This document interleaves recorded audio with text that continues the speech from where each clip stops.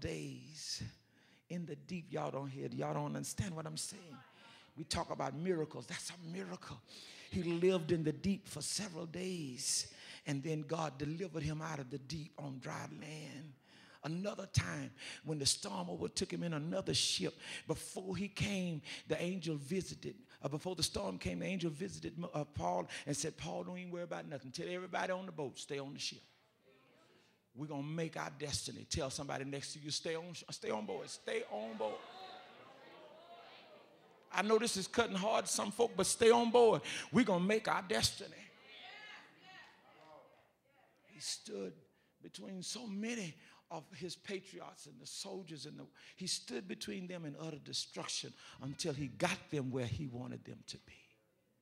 I prophesy to you in your hearing today, so your life will be long and everlasting, that God has taken you through the things you've been through to bring you to where you are now, to prepare you to go where he's about to take you. Nothing Satan can do will stop you. You have the power within you to grab hold to that hope that's down on the inside of you and vanquish every work of the enemy. You ought to tell your neighbor next to you, neighbor, there's something in you. There's something in you that's connected to what's in me, and we're going to do something here that's going to shake the earth. Oh, don't look at them like that. Tell them, say, there's something in you. We connected in the spirit. Go ahead and tell them, say, we connected in the spirit. Maybe I got the praise and you got the shout, but whichever one it is, we connected in the spirit. The devil fighting us because he knows that if we ever get together, I said if we ever get together, y'all ain't hearing me. I said if we ever get together, if we ever put our hand to do what God has called us to do, it's going to be something else. God said if you ever just come on, reach out and touch him. Just reach out and touch him. Just reach out and touch him. Oh, don't act like that. Come on, reach out and touch him. Get up and go touch him. So if we ever touch and agree,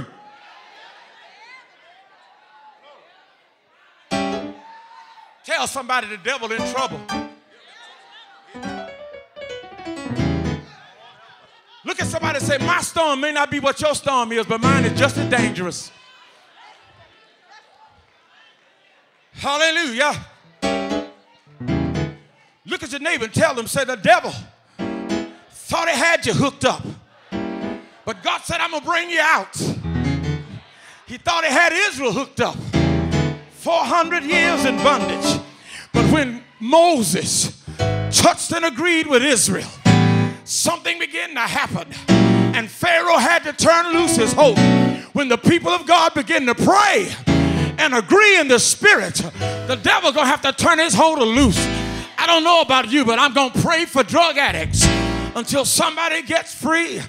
I'm going to pray for drug dealers until somebody stop dealing. I'm going to pray for prostitutes until they come crying holy. I'm going to pray because I believe that God's got something great that he wants to do in us.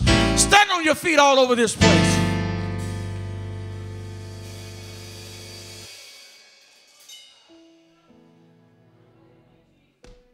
I'll come back and preach that later. I don't want you to wait on anybody. I want you to feel this hole up down here. I want to pray.